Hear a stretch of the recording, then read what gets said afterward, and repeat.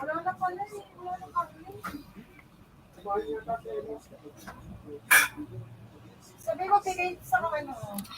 Ayun. Hello po. Hello mga ka-OFE. Magandang umaga, hapon o gabi kung saan man po kayo naroon sa iba't ibang panig ng mundo. So sa mga hindi pa po nakakakilala sa amin, kami po ang OFE o ang Overseas Filipino Entrepreneurs. So kami po ay magbibigay ng impormasyon, kaalaman at inspiration sa bawat OFW in terms of mindset. Yan. Pangalawa, pag-i-invest. And syempre, pangatlo po, pagnenegosyo. And ang pinakalayunin po namin ay i-convert ang mga OFW into OFE. So, mapapanood niyo po kami through our social media accounts. Ayan, makikita po natin sa screen. Yan po. And don't forget to subscribe and like our Facebook page and our YouTube page. So, welcome back po sa bawat isa to our OFExperience, this episode 2 of Season 5. Yan! Hello, Cheska. Hello po, Tito Jan. Ang bilis po, Ayan. season 5 na agad. So welcome back, guys, no? So before natin magsimula, no, gusto ko lang bumati advance Happy Mother's Day sa ating mga nanay dyan. So next week, this Sunday, di ba? This Sunday na yung This Sunday. Mother's Day. Ayan. So baka kung makalimutan ko pa eh. So pinasok ko na. Kamusta ka naman, Cheska? Ayun po, mabuti naman po, though busy sa school. Yan, may time pa din naman po sa mga ibang bagay. Ayan, okay. Maraming salamat. Lang po talaga. Oo, tama. Kayo time po ba? management. Oo, medyo busy din. So, marami talagang ngayon work. And pero syempre kailangan mo pa rin magbigay ng time sa ibang bagay. Yes. So, yung OFE kailangan kahit na anong busy natin, kailangan magbigay pa rin tayo ng time, diba? So, tama. May bago na naman tayong learnings today. Yes. Totoo po. Excited na nga po ako kasi alam ko na marami na naman ako matututunan at marami na naman po akong malalaman at ma-explore for tonight. Oo, tama. Alright. Sabi ni Derek. Ayun. So, syempre, bago natin umpisahan, alam ko pong alam na to ng ating mga ka-OFE, pero para sa kaalaman ng bawat isa sa atin, yan. So, may pagkakataon po tayo to learn and win with OFE. So, sabi nga, natuto ka na, nanalo ka pa. Di ba po? So, ano ba instructions nitong game natin na to? So, una po is to comment the 3 answers to our trivia questions which will be provided by our guests during live. So, makinig po tayo mabuti sa ating discussion tonight kasi malay nyo po masabi na bigla ni guest yung mga sagot at itatype po natin yan or comment po natin yan at the end of our live. And syempre, kapag na-comment po natin yan, wag natin kakalimutan mag-tag ng 2 friends. I-share ang stream na to. Yung share po ngayon, pwede nyo nang gawin ngayon.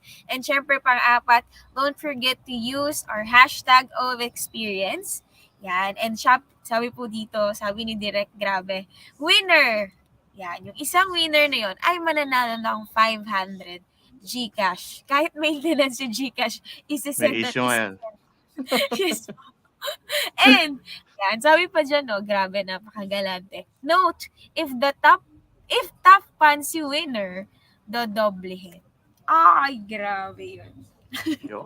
Kaya po, makinig mabuti.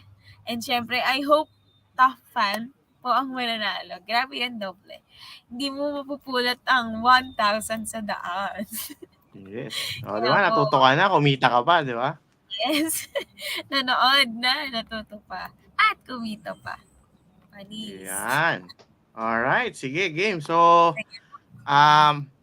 i-introduce natin yung special guest natin for tonight. So, napaka-special nitong episode na to kasi kumbaga 2 to 3 years in the making nga nila kasi talagang matagal yung kumbaga sa ginisa ko muna ng maigi just to make sure na papayag yung guest natin for tonight kasi etong guest natin is one of my friends here in Singapore, and then eventually nagnegosyo na siya. So, papakilala natin siya. So, he started a freelance company focusing on providing Oracle PeopleSoft Campus Solutions, consulting and development services.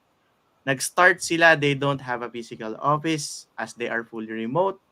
And then after a few months since they started, the team grew to 3 people and is now providing consulting services to their long-term client based in Europe. Wow. So kumbaga talagang limitless na yung opportunities natin ngayon. So without further ado, let us all welcome Doy Oreiro of IT Consultancy Corporation. Iyan! Hello, pre! Hello! Hello, Oh. hello. Hello po. Good Iyan! evening po. Good evening, good evening, good evening. Ayan, so magandang gabi at first of all, thank you sa aking invitasyon. Kahit na naka 100 times na yata ako sa pag-invite sa'yo. Finally, finally, finally, tinanggap mo na ang aking in-accept Basta niya na. ikaw, basta ikaw, pre. Maraming salamat, pre. Basta Oo. So, kumbaga disclaimer guys, si Doy is previously is opisina. So, matagal namin 'tong pinag-usapan and then eventually ito na. After years and years, eto na 'yon na pagbigyan niya na kami. Sabi niya, "Ready na ako, direct. Ready na ako sa mature. Ready na ako sa mature roles. Pwede mo na ako isalang." So, Ayun po ayun. pala. Kaya kasama na natin si Doy ngayon. So, pero before tayo mag-start Doy ng kwentuhan natin for tonight. So, Cheska, baka pwede tayo mag-shoutout muna sa mga nanonood sa atin diyan. Sure po. Ayan, sige, shoutout natin yung mga nanonood sa ating live. Yan, sa Facebook at sa YouTube. Yan, sabi po dito ni ka-OFE Wasilda Makalalag. Hello po, good evening. Same with ka-OFE Richie Pagal. Yan, hi daw po. Hello po sa inyo. Ayan, eto po, dito dyan, supportive. Sabi po ni Koy, friend June Alfie Regala, magandang gabi Uy! with smart face. Shout out, that's my dad. Sabi din po ni ka-OFE Xavier Lian, good evening. At syempre ito, si ka-OFE at ang ninang ng bayan. Sabi po ni Ninang Joyce Bon, magandang gabi mga ka-OFE, Uncle Janjan and Cheska. And syempre, especially kay Sir Doy. No? Parang ready na naman ang ating mga ka-OFE sa matututunan natin. Meron pa tayong isa. Habol mo na. Ayun, hawal natin. Sabi ni ka-OFE Richie Pagal, good evening, #OFExperience. Alright, ayan. Okay, so warm up na tayo. No? So, huwag na natin patagalin. So, very excited ako sa topic ngayon kasi Same po. kumbaga, maraming learnings. Kumbaga, kung ano man yung napagdaanan ni Doy. So, siguro, Doy, mag-start tayo sa paano ka ba kwento mo yung OFW life mo. Like, paano ka nagsimula maging OFW? Saan ka pumunta? Paano yung nangyari? Sige, kwentahan mo ako. Okay, so yeah, so I was in Accenture, Cebu, before I got to Singapore. And then it's around 2017 when I finally decided I need to go to Singapore and be an OFW. It's for the family as well. So yeah, started in 2017. I was in Singapore and started from there. And it took me around 3 years. 3 years, and before I got back home and never came back. Hindi, sige. Bago yung never came back. Kasi gusto ko munang painitin ng konti yung usapan natin. No? So nag-Singapore ka. Ano ba yung mo muna pala? So, before tayo do sa OFW, ano ba yung industriya mo muna? Like, kasi ano ba tong Oracle PeopleSoft Campus Solution? Ano ba yung forte mo, Okay. yung career? Yeah. So basically, in Accenture, I was trained as a PeopleSoft, Oracle PeopleSoft developer, and it all started from there. And then I found an opportunity in Singapore with the help of other Cebu people who came before me, and then I took the job, I took the opportunity, and came to Singapore. Yun din, as a Oracle PeopleSoft developer. And then yung industry is campus solutions. It's yung ano, educational institutions in Singapore. Mostly yung mga universities and higher educations in Singapore uses PeopleSoft. So it's the end-to-end yung ano, educational, learning management, everything that is needed from your enrollment to graduation to alumni, all that stuff. It's PeopleSoft campus. So it's not the good thing about this industry and the skill is it's not free. You can't learn it by just googling or just you can't find any training materials for free. So it was a good opportunity from the start to be a PeopleSoft developer because it's very limited. There's very limited number of people having the skill, but the demand is very big. It's global, um, and it's limitless. So, yun, in Singapore, I worked.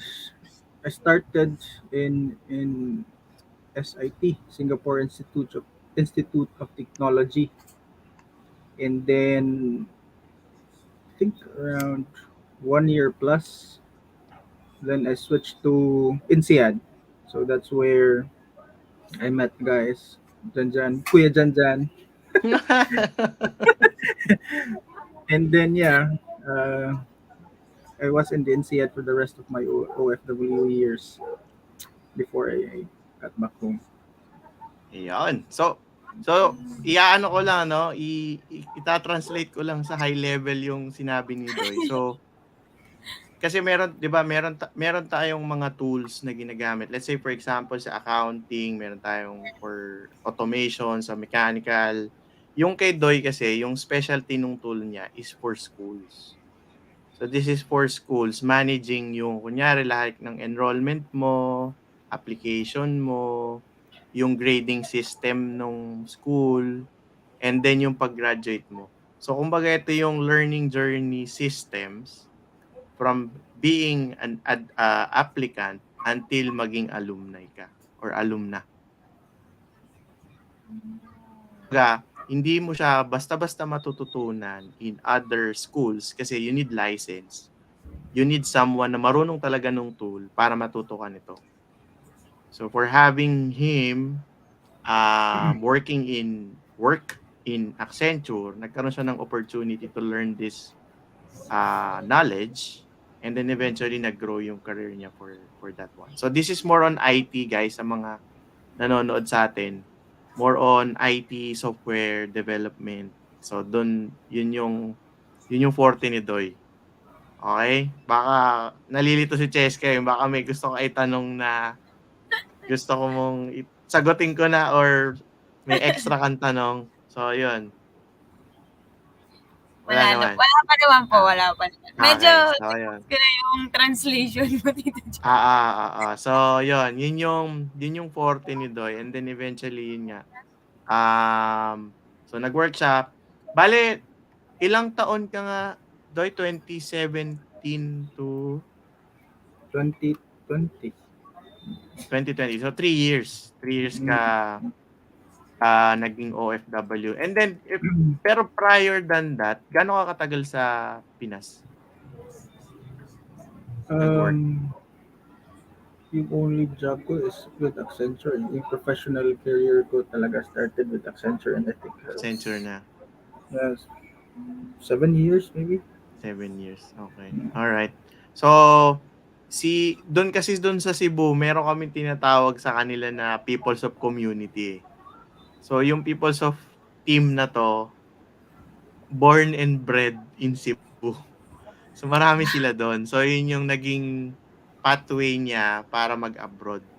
Kasi kumbaga yun nga sabi nga niya kanina 'di ba, very niche, very konti silang gumagawa nung actually hindi ko alam yung Peoples of before I joined yung company namin ngayon. So, sobrang ano nila, kumbaga parang specialized skill siya. So, maraming maraming developers in the whole world pero kokonti yung population na gumagamit or marunong nung ginagawa ni Doy. Okay? So, ayun, yun yung ano niya, technical skills niya sa IT. Kasi sa IT kasi parang doktor 'yan, eh. Merong merong magaling sa network, merong magaling sa software, may magaling sa multimedia. So, pagdating mo naman dun sa tatlong sangay na yon, marami pang klase yon. Meron iba-ibang tools. So, kumbaga sa doktor merong urologist, neurologist, cardio. So, ganun ganun sa IT. So, depende nga kung saan ka mapuntang career path. So, ayun. So, Blown. oo. So, 'di ba, mind blown, 'di ba? So, marami talagang klase depende kung saan kang dadalhin ng career mo. So, nandun na tayo yung never came back 'no, kasi sinabi na ni Doy kinat niya kaagad dun, never came back. So, papaano ba papaano mo na papaano ba nangyari na buksan mo 'tong IT consultancy group? Like, papaano mo na-realize na gusto mong magnegosyo? Um, so I never realized and I never planned to have the business. So to make the long story short, it all started with COVID. So most people, uh, COVID was bad news.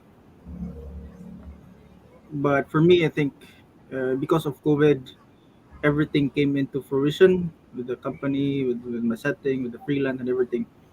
But I'm not saying COVID was good. It was never good. But for my case, I think the opportunity presented when COVID happened, when I came back um, in the Philippines, uh, hindi ako nag-stop agad-agad with the Singapore company with INSEAD.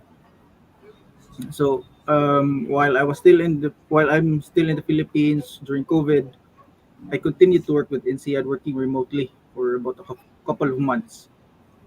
So before I got home, I think that was March 15. I booked the flight when COVID news was all over. I booked the flight before I asked permission to my leads because I know COVID will lock the world down, and Mhm. I need to go home because I have a family, I have kids. So yun, nung umuwi ako March 15, I got the word I got a warning from the management. There's a big chance he cannot go back anymore because of COVID lockdowns or whatever. So I said I'll take the risk.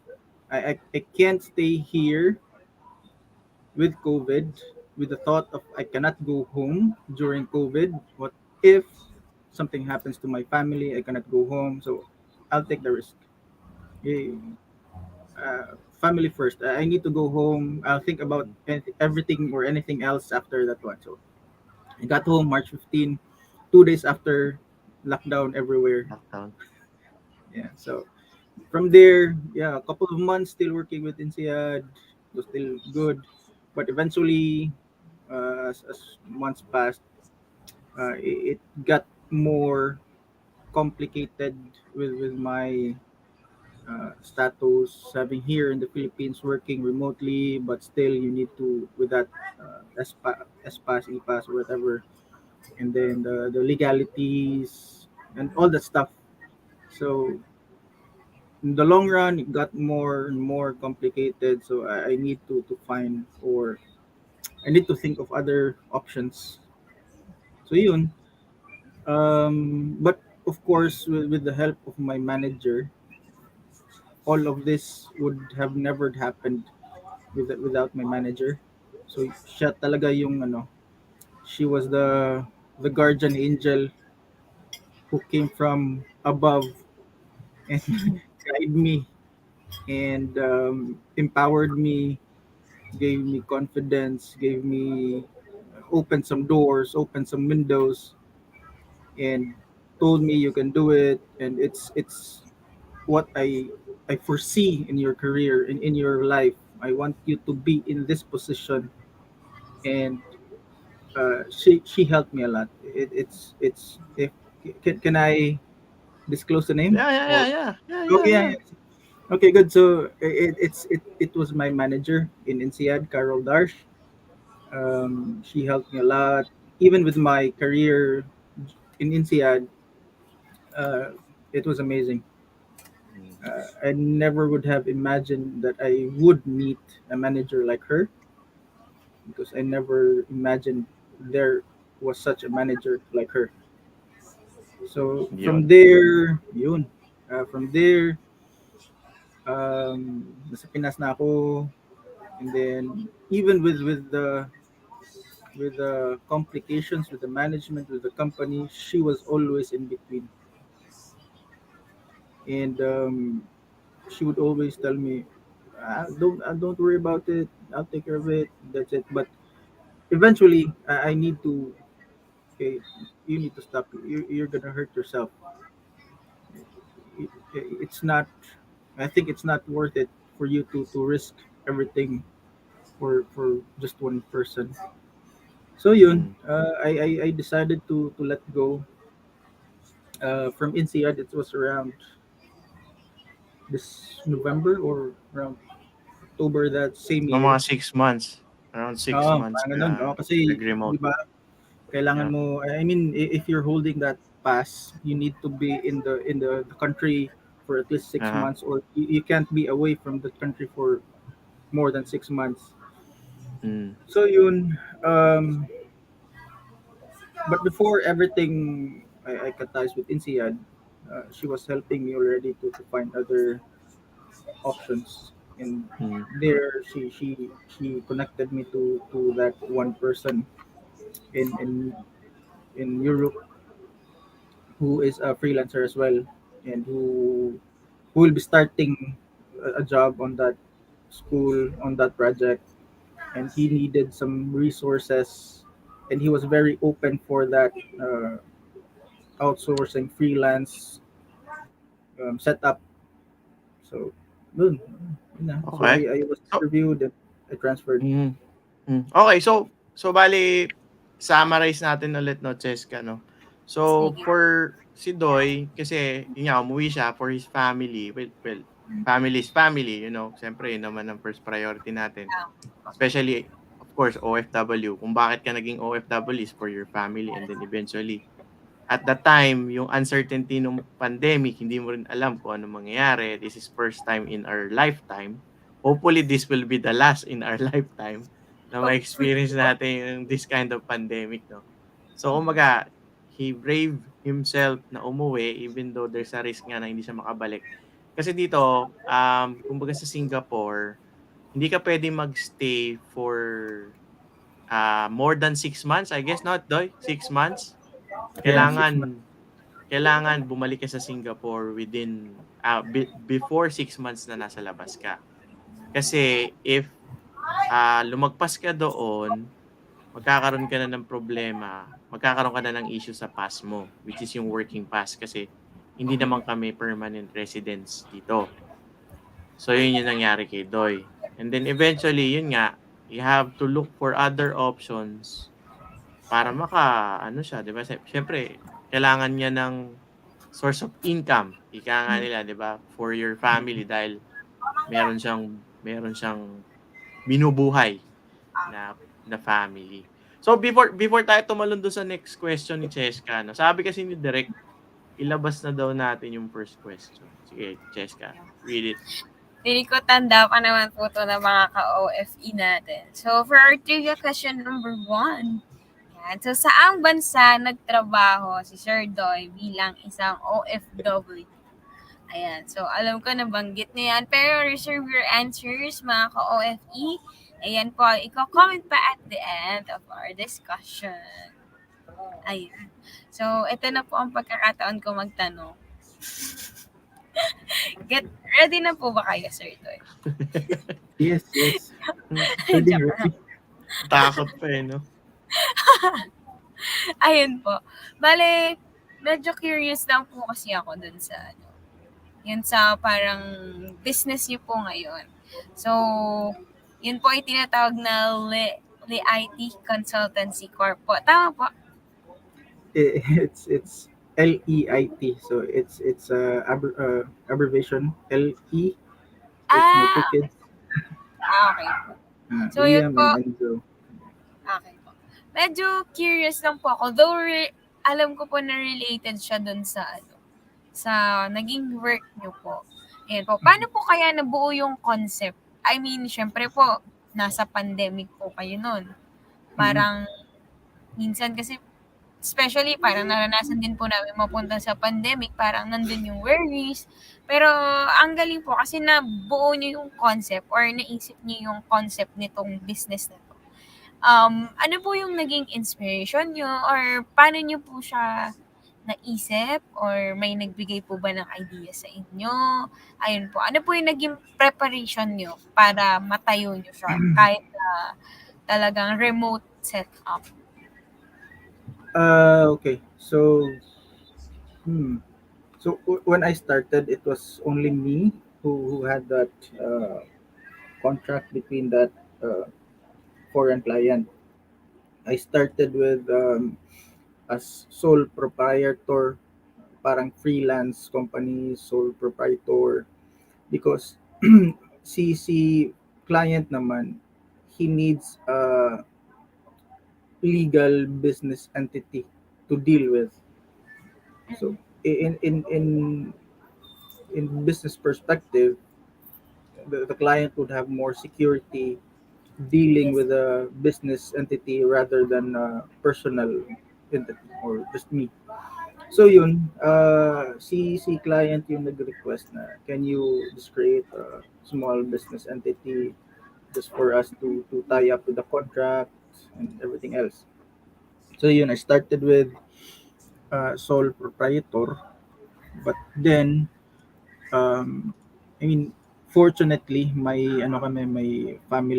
close family friends na in the legal business. So I consulted to that person. She's an attorney, friend of my sister. And then dun na talaga niya diniscuss na what are the disadvantages of sole proprietorship, corporation, and so on and so forth. So Apo. yung recommendation nila, I followed them kasi they know more about that than me. And they helped me as well. So parang naging legal team ko na din sila.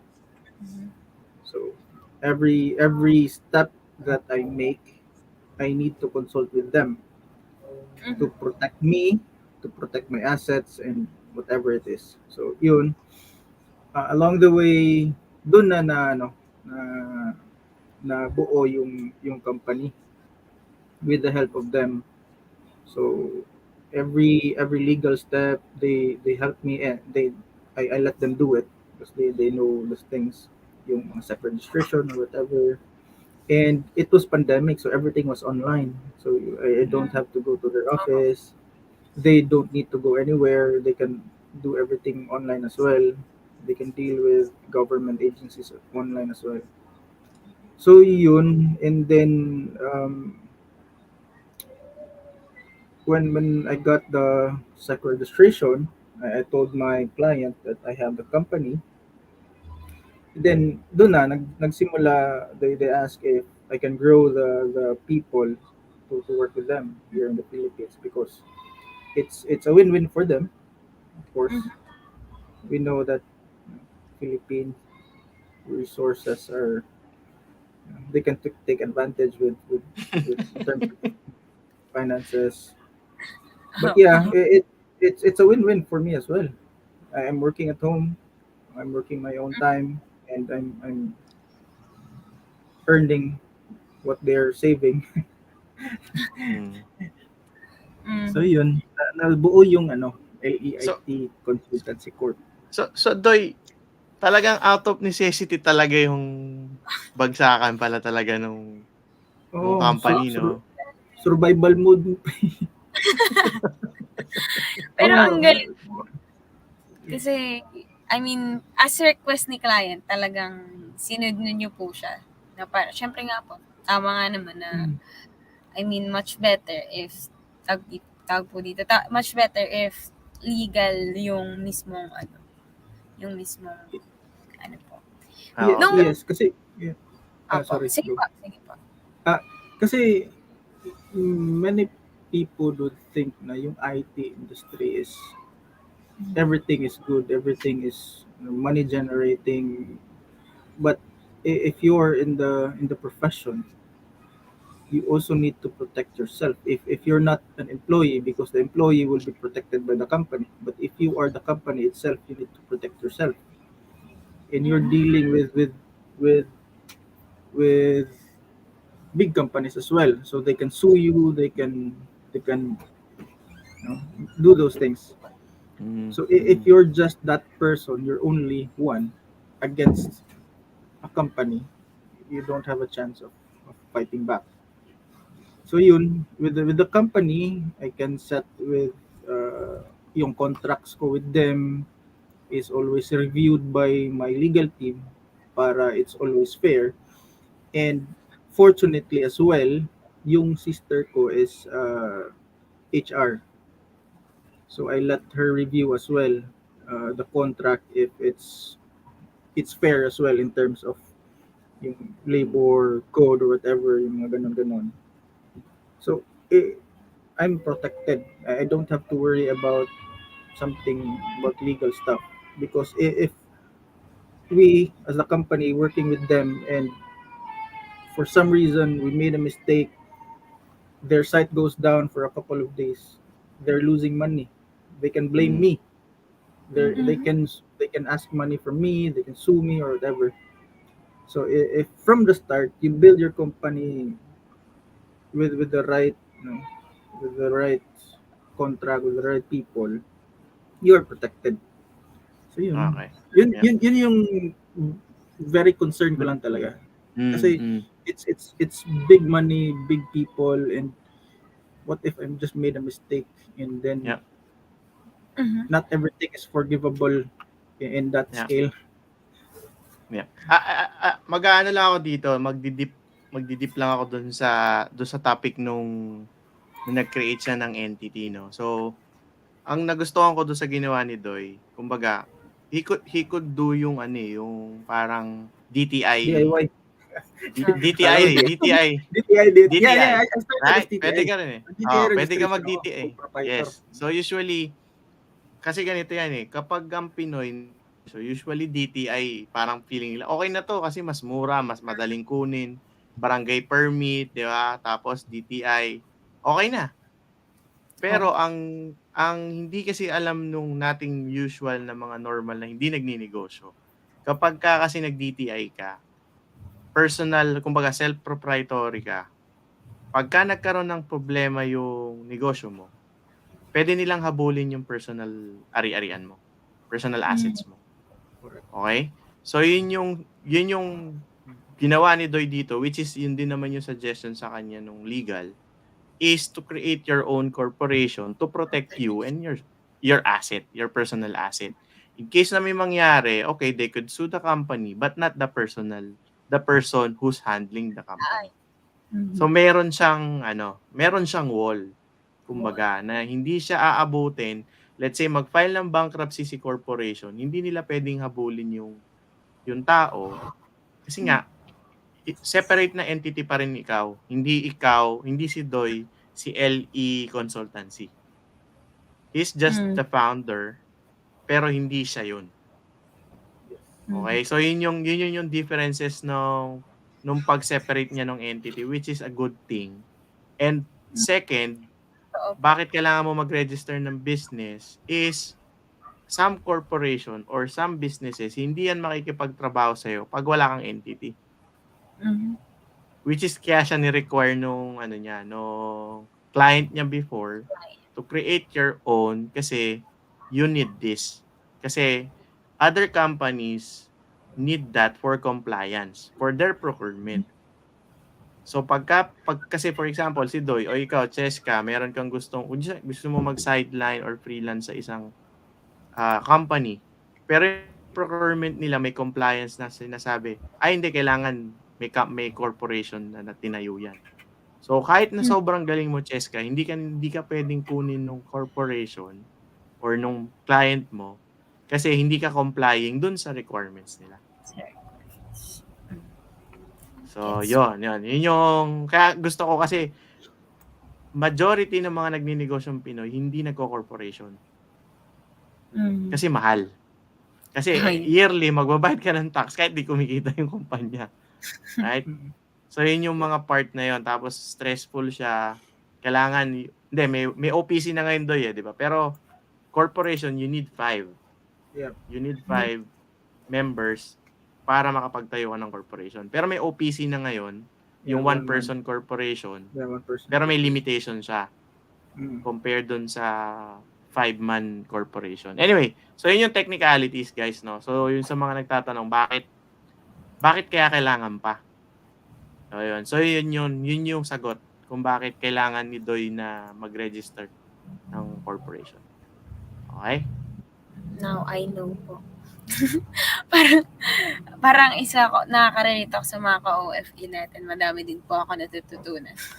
Pero yun nga po, parang isa din sa parang nakuha ko dun is parang wag talagang shortcutin when it comes to legal actions ng kunwari, especially sa business. Kasi kapag shortcut mo siya, ikaw din in the end yung maapektuhan. So, much better na maggastos ka for long term na magagamit mo kaysa for short term na in the end, ikaw din yung mapeperwisyo. Ayun. So, grabe. Natutunan ko po yan. So, kapag magbi-business ako, alam ko na. Pero yun po, I'm still curious dun sa mismong company. So, yun nga po, meron na po palang OPC. Tatanungin ko po sana, nung nabubuo pa lang yung mismong corporation, di ba po sabi niyo po kayo lang po mag-isa. Paano po kaya kayo nakahanap ng mga kasama niyo dun sa corporation? Pandemic po nun. May OPC na Okay. po ba nun?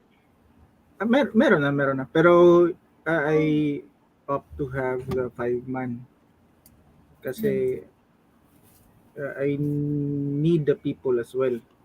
If mag-OPC ka, 1-man team ka, so meaning ikaw lahat. Management, finance, marketing, blah blah blah, whatever. So ikaw lahat. So, yun. So, pero anyway, yung 5-man ko naman, hindi naman lumayo sa network ko.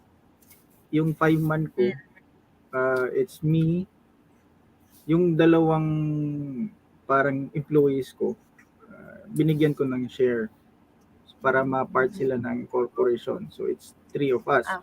Plus, yung wife ko, dapat mayroong yan. Yan! Malaking share. Kasi siya din mga yung shareholders. Siya din yung corporate secretary namin. So para hindi ko na trabaho yung mga administrative Mga tasks. paperworks. Siya na yung bahala doon yung mga permits, mga BIR, whatever. Pero kumuha naman talaga din kami ng team for that. Team for the legal, team for the ganun.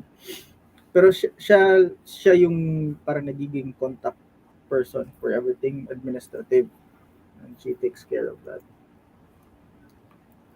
And the other one is yung parang sister ko is naging proxy lang siya kasi yung one of the shareholder talaga is yung brother ko nasa Australia kasi. So mahirap yung sign papers or something like that. So pwede naman daw, sabi ni legal team, proxy in behalf of that one. Naging proxy din yung sister ko na HR kasi I need her as well in terms of HR related topics. So yun. I see po. Ayun. So, talagang naging corporation na talaga siya na with people. Sa bagay po, mahirap naman talaga kapag Yeah. office yun. Kasi po, madami din talagang trabaho sa corporation.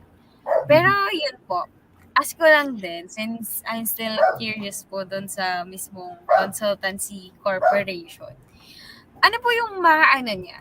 Ano po yung mga handle nyong, for example, the products or services, di ba po, na meron yung company.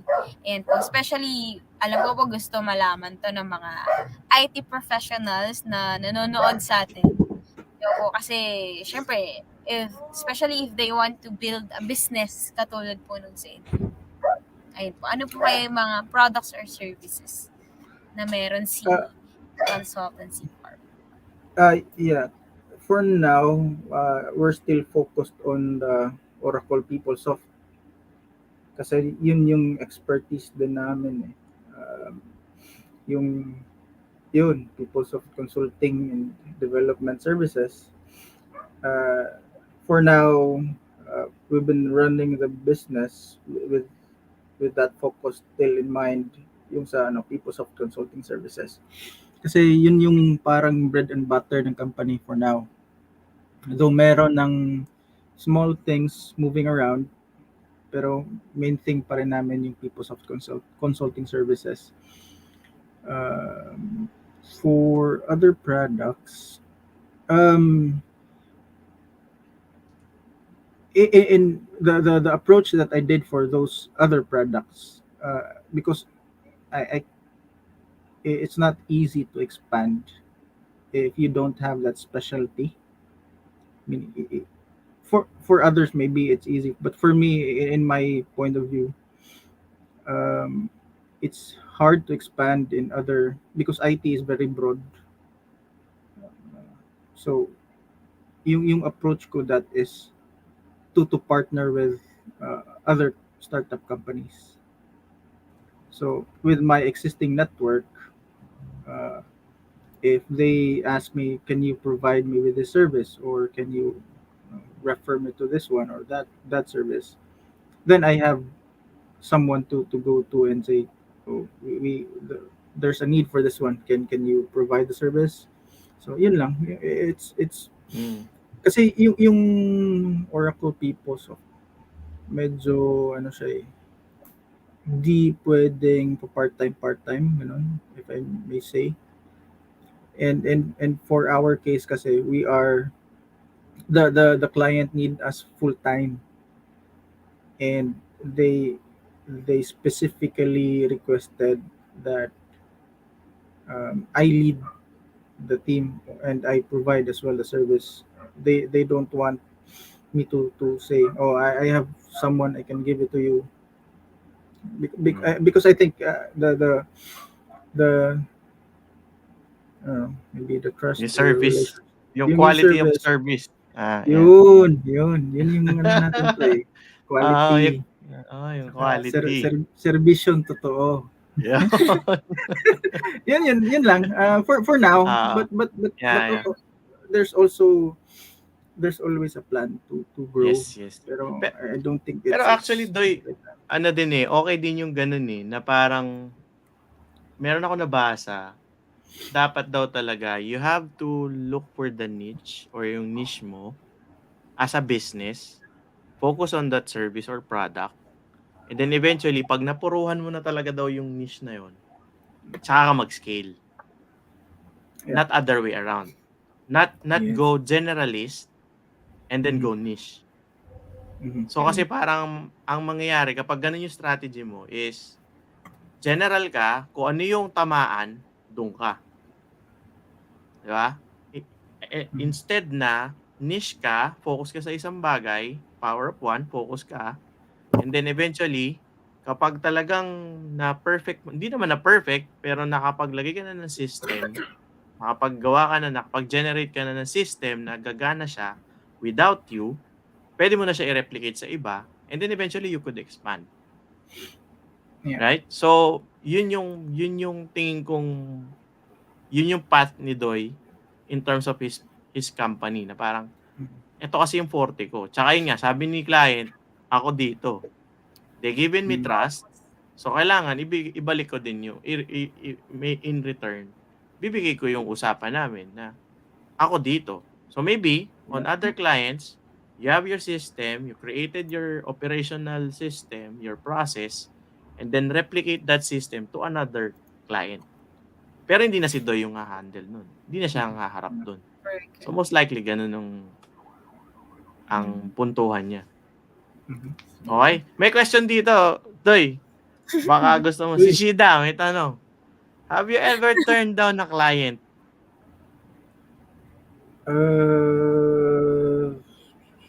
Let's say PeopleSoft.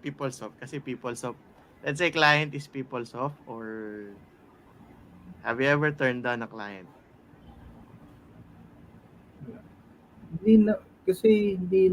Currently, hindi naman talaga ako nagma-market. And if Okay. my client man ako, it's not PeopleSoft. So ito yung nire-refer mo sa iba. Yeah, partially I refer to the partner company, but I still handle the negotiations, I see. high level requirements or whatever. Yeah. And then So- once everything there is established, okay, I have a company that I can We'll do the operations. we will do the operations. Okay. But Okay. yeah, negotiations wise, I do that. Pero yeah, for those small scale projects, I may iba na I have to say no.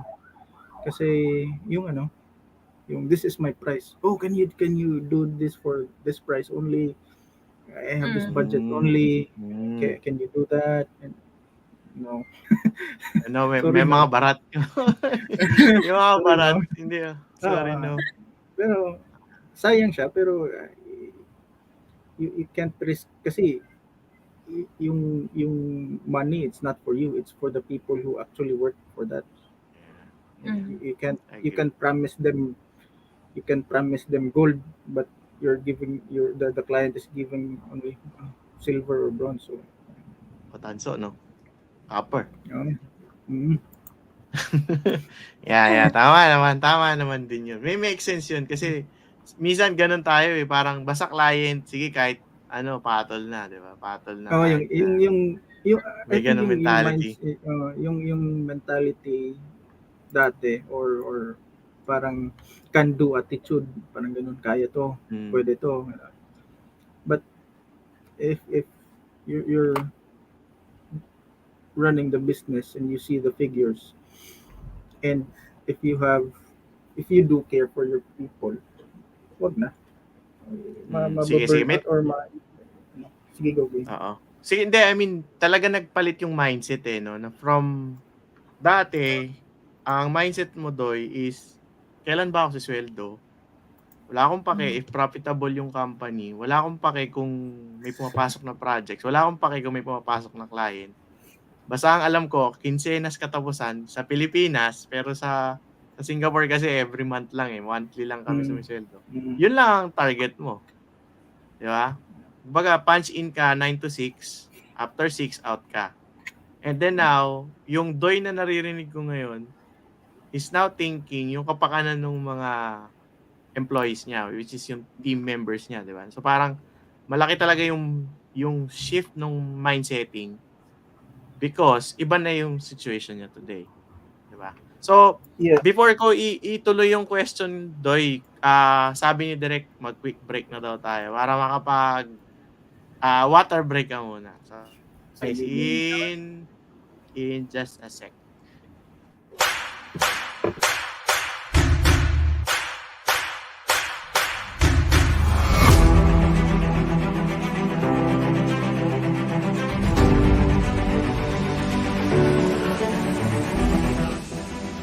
Platform na gusto nating buuin na kahit nasang man ikaw ng bansa, pwede tayo magtulungan, di ba? As long as gustong-gusto mo talaga ang isang bagay, makakahanap ka ng paraan. You need to think of something na kailangan yung services mo on top pa rin kahit meron ka ng competitor. in the future, if we can collaborate, we could discuss kung paano kami makakatulong din sa platform nyo.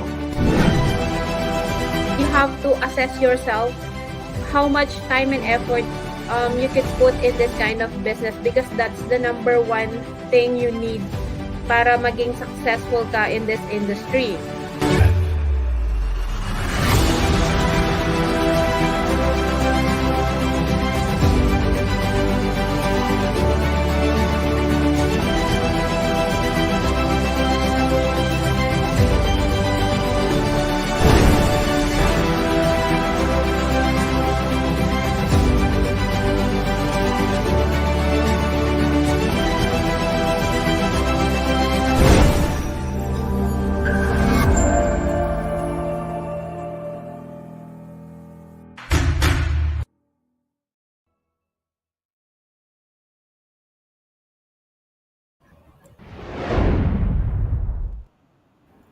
Yeah, and we're back.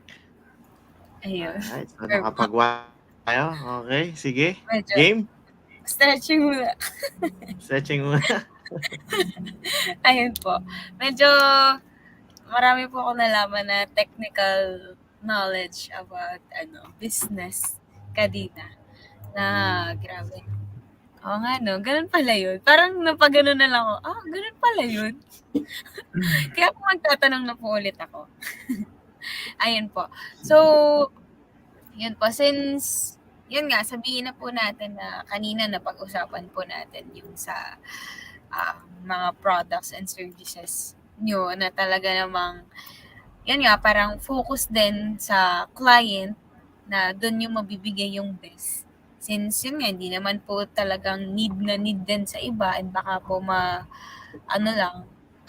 you care for your workers and syempre yun sa mga clients yun din po na hindi sila ma-disappoint kung hindi man sila mapagpafokusan. Yun po, ask ko lang po na in terms of achieving success and thriving as a freelance company po, ano yung mga motivations nyo po? Yan, bilang isang entrepreneur na talagang nagkikip ng balance nyo bilang, yun po, isang entrepreneur.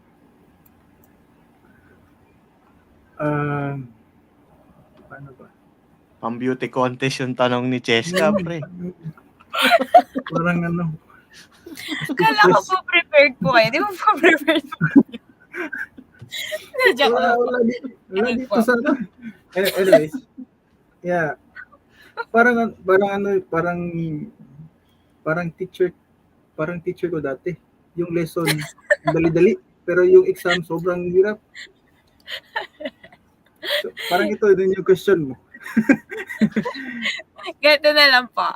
Pasimplihin po natin yung question. Ano po yung motivation nyo na talagang bilang isang entrepreneur na nagkikip sa balance nyo? Kasi po, di ba po ngayon, alam na natin, talagang thriving yung business nyo, talagang, on the way in achieving success. Ano po yung motivation nyo para mas maging better pa or para mas maging balance pa, ma-promote pa yung quality ng work or ng product or service na binibigay po ng company? So, yung motivation ko in terms of being an entrepreneur,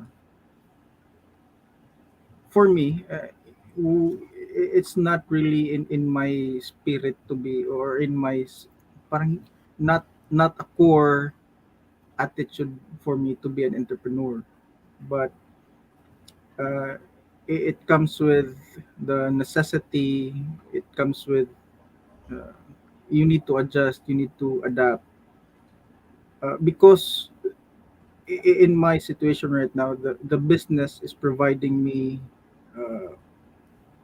food for my family, and even more. That's my motivation. So I just keep doing what I do best, and I provide for my family, more than that, more even to other people, to help out, to give back. Yun yung motivation, because dito minsan ako napapagalitan ng misis ko kasi I don't think of what I do as a business. Hindi ako business minded that I do this because I'll get the profit. Paminsan I'll just do this for because I want to help or whatever because I can do it. Then dun pinagsasabihan ako ni wife, you need to ask for, you know, payment for your services. You cannot just do this for free forever. And um yun lang, I think it's the balance, parang yung what we have right now, yung teamwork. For me kasi I'm just a workhorse. Gusto ko lang magtrabaho, gusto ko lang may gawin, may being I can't spend the day without doing anything, or yun yung I'm not sure if it's a mindset or it's nagiging routine na I need to do something, I need to think of something that produces income, or that, you know, that I can explore, and that's the business follows. So yung interest ko, I just express it because even though if I'm in the IT industry, yung main passion ko talaga is with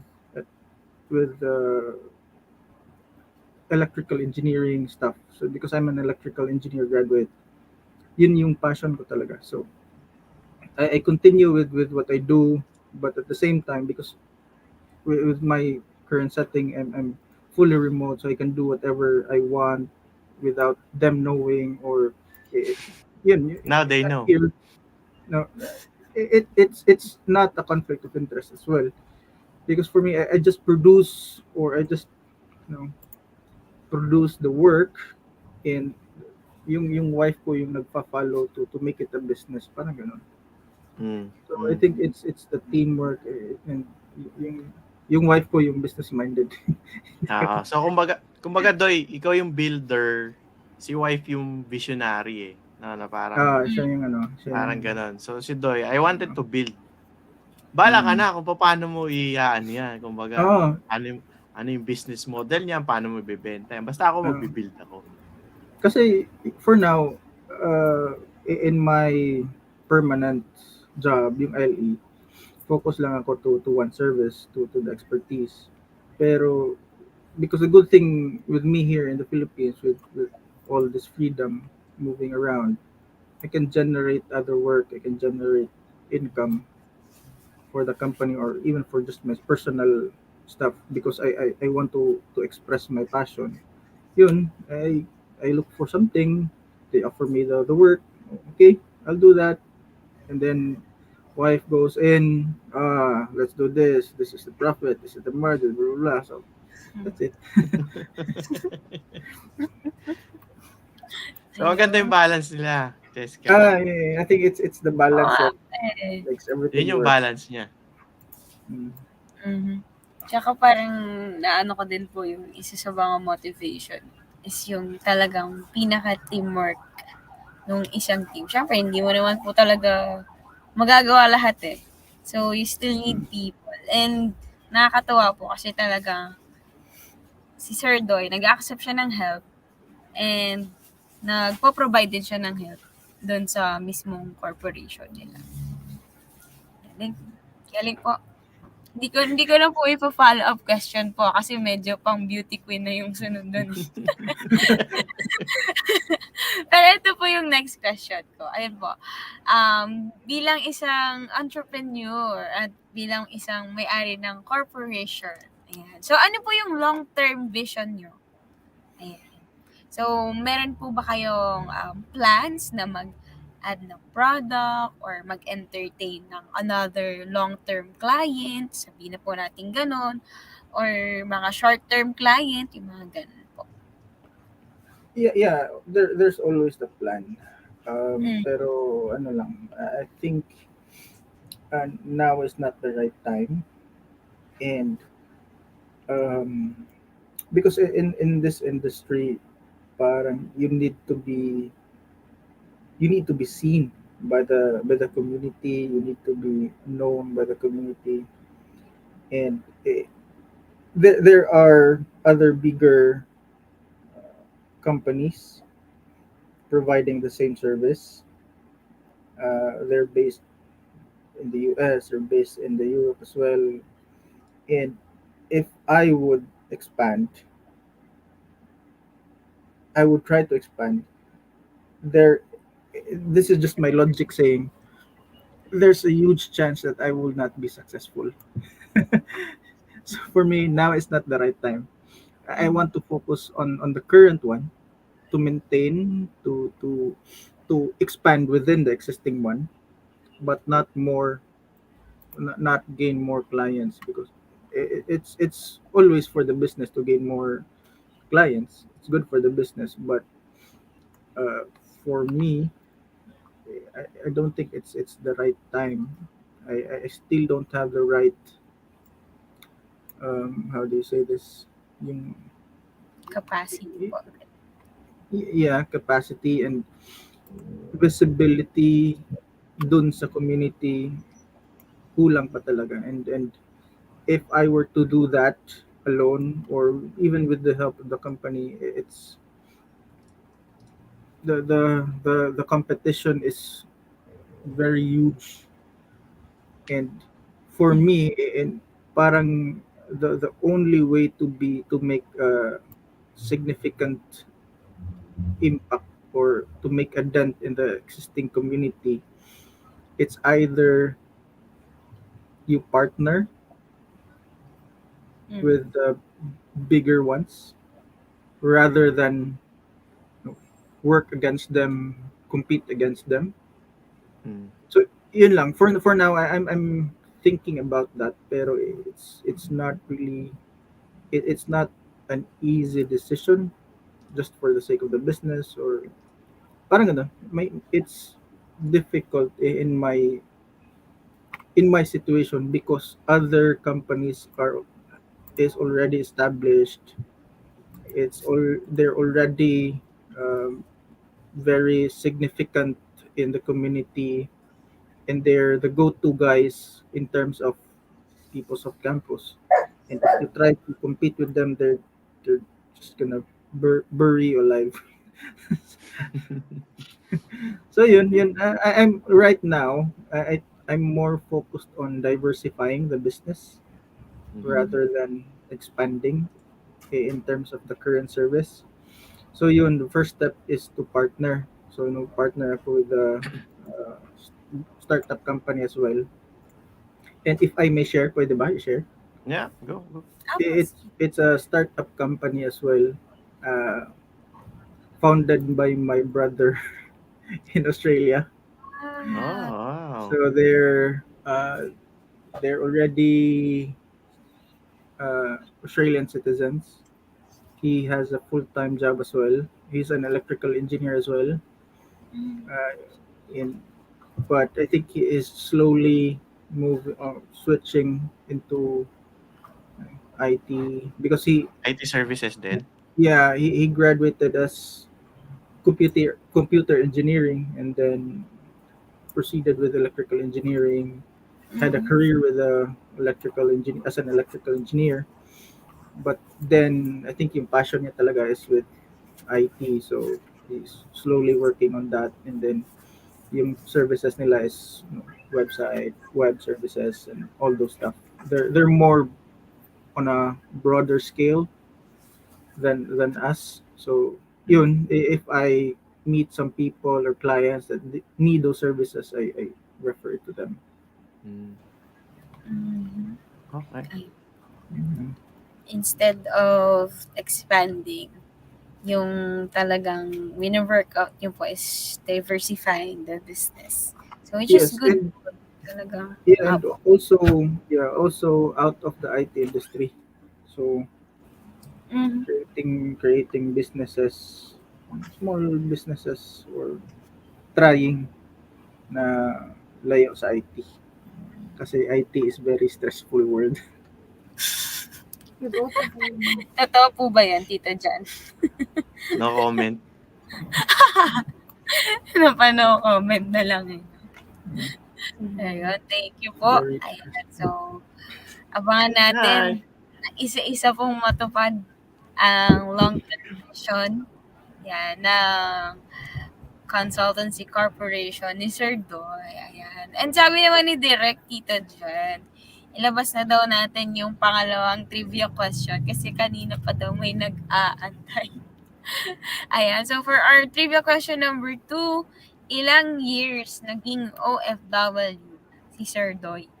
Ayan. So, please reserve your answers. At last trivia question sa susunod na mga minuto. Yan. At pwede Okay. nyo na po comment. Yeah. So Doy, no, based sa mga experiences mo being isang negosyante or entrepreneur, ika nga ni Cheska, entrepreneur, di ba? Ano yung tips or yung advice mo para sa mga OFW na gusto magnegosyo or kahit hindi OFW, kahit yung mga current na mga nagtatrabaho ngayon. So ano yung mapapayo mo sa kanila? Ano, if I were to relate it into my case, you just need to adapt. You just need to adapt. If because I think people when there's a necessity or there's a need for you to survive, dun ka parang yung instincts kick in. You need to find a way. Um, kasi I think there's a lot of advices already given, but for me I think as long as yun if there's a necessity you need to adapt. I think yun lang. If you go home, if you were an OFW before and you want to go home, you want to be with your family, that's the necessity, that's your need to be with your family. Then you start from there. What can I do? Parang it's already an advantage if you are an OFW because you have the capital, you have the capacity to start a business. Even though if it fails, it really doesn't hurt you because you've been an OFW for quite some time.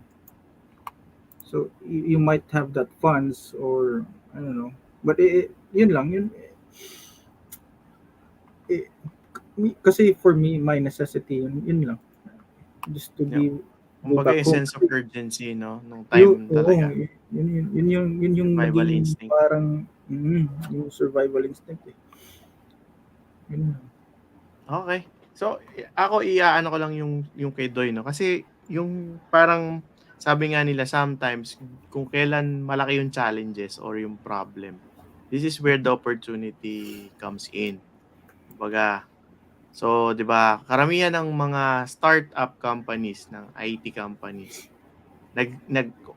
nag-i-start sila or nadi-discover sila during nung down days. Like si Facebook, 'di ba? Nung time nung financial crisis, dun siya nabuo nung 2008, something like that. 'Di ba? So parang kumbaga, hindi porket down yung market ngayon or yung situation mo, wala nang opportunity. Actually, baliktad. Pagka hindi naman sa pangit yung situation mo, pero out of the necessity, yung survival instinct mo, kick in yun. And then eventually, as a human behavior, gagawa ka ng paraan. Kasi kailangan mo mag-survive eh. Not other way around na, for example, may kinakapitan kang malaking sweldo or may salary ka. So parang hindi mo masyadong focusan yung negosyo. So yun yung mga things na as a person, you need to weigh in kung paano mo babalansehin yung dalawang yun. Kasi you need something to lose or might probably lose kapag hindi mo 'to ginawa. 'Di ba? So kumbaga kung ang mindset mo, okay lang na mawala 'to, gagawa na lang akong bago, most probably magfe-fail ka talaga. Pero for Doy's situation, wala siyang option 2. So it's either mag-work 'to o wala akong papakain sa pamilya ko. Uh, I just want to add as well. So, if there are challenges, there is the necessity to adapt. Not all the time you're gonna win. May times na matatalo ka talaga, and you're gonna go down and be devastated. You, you might feel weak. You might feel helpless. You don't have the control already. So the next advice is to find the right partner, because if you break down, you fall, you lose the sense of what you're doing. If you have the right partner, you can you can sit down on the passenger seat and let her drive, let them lead you. It's the it's I think that's the key to to the to the journey that we are having right now, because nung time na nung I need to let go with the Singapore company, I was parang that was the lowest time of my life, because that was the first time that I had no control, and it's a really bad position to be in, especially for me, because I'm a control freak. I always want to be in control. Uh, I always think of what I do, what I need to do, what if this goes wrong, parang ganun. And at that point, I'm I can't do anything. I have no options. I don't have control of what's happening. And then yun. So she told me it's okay. You rest. You take a break. I'll take care of everything. So she did what she had to do, sidelines, whatever, just to make sure there's still flowing income. And I had a break. I and then I had a good rest. Then like, when I came back, it was better. It was good.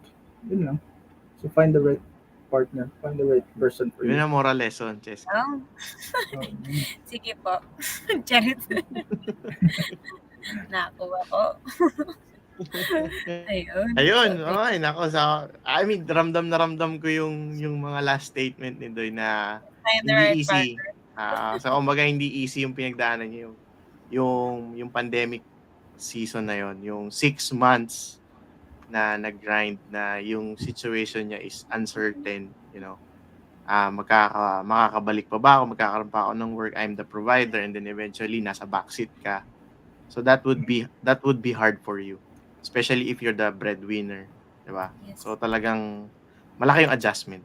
But eventually he let it go, and then eventually yun, at least nakapagpahinga siya and nakapag-refresh siya to start the new chapter of their life. Ayun, so sabi ni Direk, ilabas ko na daw yung third question for tonight. So trivia question number 3. Sige, Cheska, go. Sabi po sa ating trivia question number 3, get ready mga ka-OFE. Ayan, so ito ay yes or no. Sasagutin po natin ng yes or no. Yan, sabi po dyan, fully remote setup ba ang LAIT Consultancy Corp? Ayan. Sige po. Ayan. Pwede na kayo mag-comment, mga ka-OFE. Yan ang inyong mga sagot sa ating mga trivia questions. And I hope tandaan nyo pa po ang mga sagot dyan. Ayan. And don't forget the hashtag OFExperience. Alright, sige Doy. Paano ka ba nila makokontak? Baka may mga peoples of needs dyan, website needs, electrical needs. Saan ka nila hahanapin? So, yan. It's on screen. May, company email. And yung logo namin, pasensya na. Yun lang. And yung personal phone number ko. And supposedly may website kami pero I was not able to maintain it and parang nag-expire ata yung ano naman. So anyways, under construction pa naman yun. So I can't use it to plug in. But yeah, you can send the email or just contact me on that number. So kung may mga needs kayo IT services, so yan, pwede nyo kontakin si Doy sa email niya and mobile number niya. Alright, thank you very much. Yan, nakaka-enjoy naman po yung discussion natin tonight. Marami, totoo po yun, na talaga akong natutunan. And especially, isa sa mga natutunan ko po sa naging situation ni Sir Doy is yun nga, merong mga risk na iti-take ka na biglaan, pero may mga risk din na iti-take mo na dapat calculated. Pero yun nga po, when it comes to calculated risk, dapat katulad ni Sir Doy, matuto tayong makinig dun sa mga experts. Ayan. So, kapag sinabi nilang ganito gawin mo, makinig ka kasi yun din yung para sa ikakabuti ng business mo. Ayan. Or ng mangyayari pa sa buhay mo. Ayan. So, ang galing po kasi talagang naging good listener si Sir Doy and nalaman naman po natin, di ba, kung ano yung status ng kanyang corporation for today's video or for this year or for the past few years. Oh. Yan. So, Doy, maraming salamat sa iyong time Thank you so much po. and sa heartfelt sharing. One thing that yung sa akin siguro one thing na key takeaway ko for tonight is yung being a realist. So yun yung kakaiba dito sa situation ni Doy. Usually when someone's doing business, usually parang laging mabulaklak, 'di ba? Mabulaklak lagi sinasabi. Ganito ganyan, motivational ganyan, ganito ganyan. Ito, yun kasi yung binibenta sa atin nung mga gusto magnegosyo. Pero yung sinishare sa atin ni Doy, ito yung actual reality. Na not everything is rainbow, not everything is colorful. Sometimes black and white siya, sometimes dull siya. Pero you have to grind it day in, day out. Okay? So, hindi pa pwedeng pagka nahirapan ka ng konti dun sa negosyo mo, stop ka na. For him, okay, hindi muna tayo mag-scale. Focusan muna natin to and then eventually maybe yung progression natin hindi naman possible din naman na horizontal yung progression. Meaning yun nga sabi niya sa ibang services, not expanding vertically dun sa current services niya. So there's a lot of ways how to innovate, how to grow, and how to prosper your business. So ayun, maraming salamat sa iyo, Doy.